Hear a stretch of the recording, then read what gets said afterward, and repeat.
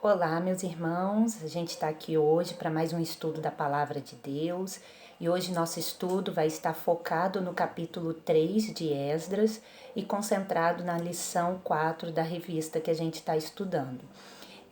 Talvez no vídeo anterior vocês viram que eu não me apeguei muito à revista em si, mas os tópicos que eram relevantes da lição passada a gente chegou a comentar, tá? Hoje eu convido vocês a fazerem esse estudo junto comigo com a Bíblia aberta e vamos fazer parecido com o que a gente está acostumado na nossa classe, que é ler cada versículo e meditar no que Deus tem a falar conosco. Para a gente se contextualizar, né, para a gente lembrar do que estamos estudando, no capítulo 2, nós estudamos a lista feita por Esdras, né, das pessoas que retornaram, meditamos naquele capítulo, tiramos algumas lições, e no capítulo 3, o povo de Israel então já chega até Jerusalém. Então vamos ler junto comigo? O 3, versículo 1 diz assim: quando chegou o 7º mês, os israelitas já estavam em suas cidades, e todo o povo se reuniu em Jerusalém como se fosse uma só pessoa. Essa caminhada dos israelitas de volta a Jerusalém, todas aquelas pessoas que a gente viu na lição passada, né? Ao todo foram mais de 30 mil pessoas. Na verdade, existem aí alguns estudos, até mesmo na Bíblia, se a gente for contando, chega a um número próximo de 49 mil pessoas que retornaram, de acordo com o capítulo 2 de Esdras. Essas pessoas vieram caminhando para Jerusalém, era uma distância longa, né? Estima-se que a distância percorrida a pé tenha durado entre 4 a 5 meses.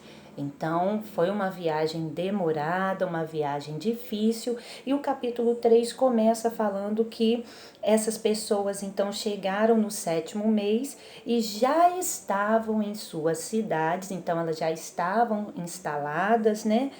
E o povo foi convidado, foi convocado para se reunir em Jerusalém.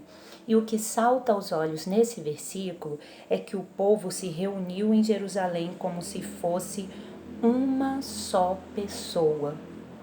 Em algumas versões usa um termo diferente, como se fosse um só homem. Mas o que a gente tem que observar nessa parte do versículo? É que aqui enfatiza a unidade do povo, a unidade do corpo de Cristo. A unidade que às vezes falta, não só dentro das nossas igrejas, se a gente for trazer para o dia de hoje, né? E se a gente for olhar lá o que diz em 1 Coríntios 1, versículo 10, 1 Coríntios 1, 10 diz assim: eu lhes peço, irmãos, em nome de nosso Senhor Jesus Cristo, mantenham-se de acordo uns com os outros, para que não haja divisões. Sejam estreitamente unidos no mesmo espírito e no mesmo modo de pensar. Aqui a gente vê Paulo advertindo a igreja de Corinto para que se mantivessem de acordo uns com os outros, porque os desentendimentos dentro da igreja, de ver se tudo bem, a gente aqui está falando de união e não uniformidade. Não dá para a gente querer ter pessoas exatamente iguais, com pensamentos iguais, porque a Igreja de Cristo é um lugar de diversidade. Nós somos pessoas diferentes, temos modos de agir diferentes, mas a nossa base deve ser sempre a palavra de Deus. E aqui, quando Paulo diz para a gente se manter de acordo, quando ele diz para a igreja, a gente traz para a nossa vida, a gente deve se manter de acordo uns com os outros para que não haja divisões. Essas divisões, esses rachas que acontecem dentro da igreja, a gente conhece inúmeras histórias de igrejas que chegaram por acabar em decorrência de divisões de opiniões, de membros, e a gente vê lá em Esdras o povo unido como se fosse uma só pessoa. E a gente vê depois, né, séculos depois, Paulo advertindo a igreja de Corinto para que as pessoas se mantivessem unidas, de acordo uns com os outros, estreitamente unidos no mesmo espírito e no mesmo modo de pensar.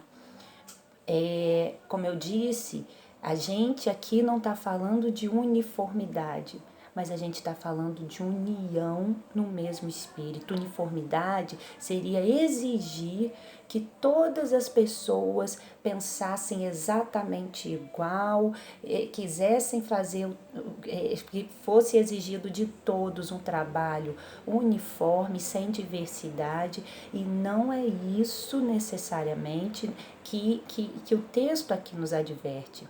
Ele pede para que a gente pense no mesmo espírito, que não haja divergências de opinião. Mais à frente, no texto de 1 Coríntios, Paulo vai falar da questão das divergências, das divisões que estavam acontecendo dentro da igreja de Corinto por causa de batismo. Uns diziam eu sou de Paulo, outros eu sou de Apolo, e isso estava gerando confusão. Vocês vejam que as divisões elas são causadas às vezes por motivos bobos. Que diferença faz para o reino de Cristo se quem batizou foi Paulo, quem batizou foi Apolo? As divisões causadas por essas coisas mínimas levam a divisões grandes, divisões no corpo de Cristo, levam a confusão.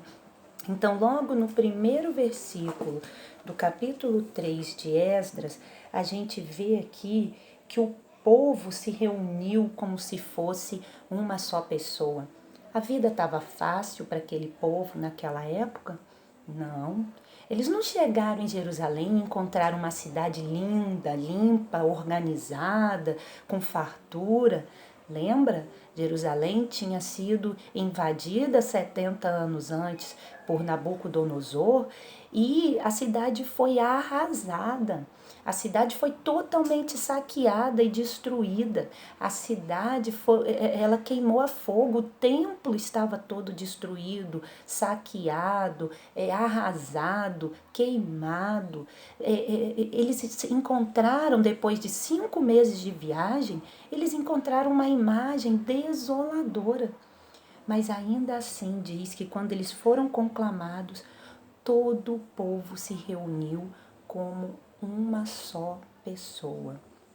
De repente, a gente vivendo esse período de isolamento, a gente tá lidando com muitas dificuldades. Cada um tem as suas dificuldades internas, seja pela convivência familiar, que pode não estar tão fácil com todo mundo dentro de casa, seja com a parte emocional de alguns, que pode estar extremamente abalado em decorrência da ansiedade por não sabermos o que está por vir, seja pela carência de algumas coisas que infelizmente muitos irmãos em Cristo e pessoas incrédulas vão começar a apresentar nesse momento de dificuldade. Sabemos que muitos não estão trabalhando porque estão sendo privados disso. Pela essa medida emergencial é necessário, mas por outro lado a gente vê que existem pessoas que daqui a pouco não vão ter o que comer. Se a pessoa não consegue trabalhar, se um autônomo não trabalha, ele não vai ter de onde tirar o seu sustento e o desespero pode bater a porta. Eu digo isso, irmãos, porque essa semana eu recebi uma mensagem de uma irmã da nossa igreja, muito envergonhada e dizendo, me desculpa, eu estava com muita vergonha, mas eu estou com quase nada em casa. Então, esse é o momento de nós, como igreja, mostrarmos união, estarmos unidos no mesmo pensamento. Infelizmente, depois do pronunciamento do nosso presidente, eu vi algumas divergências de opinião. A nação está dividida, o povo de Deus está dividido e isso tem causado confusão. Esse não é um momento de confusão, irmãos, esse é um momento de estarmos unidos em prol uns dos outros. Eu não estou aqui defendendo uma opinião ou outra, sabemos que esse isolamento é extremamente necessário, porque nosso sistema de saúde, infelizmente, não tem como comportar uma epidemia. Nosso sistema de saúde mal comporta os pacientes que já tem. Então a gente precisa de tempo como nação, tempo para que os hospitais de campanha sejam montados, tempo para que os cientistas iluminados por Deus, se for da vontade de Deus que assim seja, para que esses cientistas consigam colocar no mercado um remédio eficaz, uma vacina eficaz, mas a gente sabe que isso tudo leva tempo. E nesse tempo, evitar o contágio é de fundamental importância. Mas a gente sabe que muitos outros problemas estão sendo desencadeados pelo isolamento. Os problemas emocionais, os problemas de falta de mantimentos. E aí a palavra de Deus nos chama agora para vivermos em união. União significa evitar as contendas e dissensões. Volta lá, se a gente voltar lá no texto de 1 Coríntios 1:10, veja, eu lhes peço em nome do nosso Senhor Jesus, mantenham-se de acordo uns com os outros, para que não haja divisões.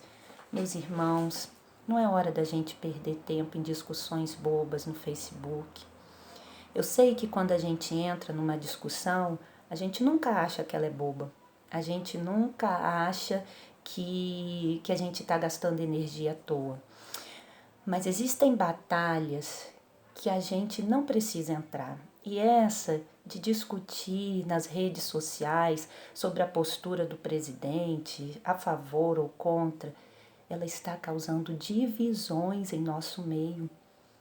E não é para isso que a gente está aqui nesse momento. Nós devemos buscar a união. Se não é possível a união de opiniões, até porque ambos os lados terão sua posição, que nós não entremos nas discussões para evitar que as diferenças de opiniões nos afastem uns dos outros como irmãos em Cristo. Nesse momento, a palavra de Deus nos chama para a união como um só corpo, a união no corpo de Cristo, para ajudar aqueles que estão precisando, para se unir em oração pelo mundo, se unir em oração pelos países que mais estão precisando. Só ontem na Itália foram 912 mortos. Imagina o caos que isto está gerando naquela nação. A palavra de Deus nos chama para estarmos em união, ajudando a quem precisa, levando o mantimento, o alimento, mas levando também o alimento espiritual, dando uma palavra de conforto a quem precisa nesse momento, ajudando a quem de fato está precisando. Então, a palavra de Deus nos chama nesse momento para que estejamos unidos como um só corpo. Assim como o povo de Israel encontrou uma Jerusalém destruída, eles naquele momento não olharam e não se ativeram a todas as dificuldades que eles teriam que enfrentar para reconstruir. Mas eles se uniram como um só povo. Se a gente for seguindo a leitura, o versículo 2 diz assim: Então Josué, filho de Josedeque, com seus irmãos, sacerdotes, e Zorobabel, filho de Salatiel, e seus irmãos começaram a reconstruir o altar do Deus de Israel para neles oferecerem holocaustos, como estava escrito na lei de Moisés, homem de Deus. Veja, o povo foi conclamado, ele veio como uma só pessoa. E quando todos chegaram, o que Zorobabel e Josué que foi o primeiro sumo sacerdote depois da volta do exílio, vamos lembrar que naquele tempo os sacerdotes é que tinham a missão de ensinar o povo sobre a palavra de Deus e ajudar, instruir o povo no caminho de Deus. E ele e Zorobabel, líderes levantados pelo Senhor, eles então reconstroem o altar. Eles começam a reconstrução pela base.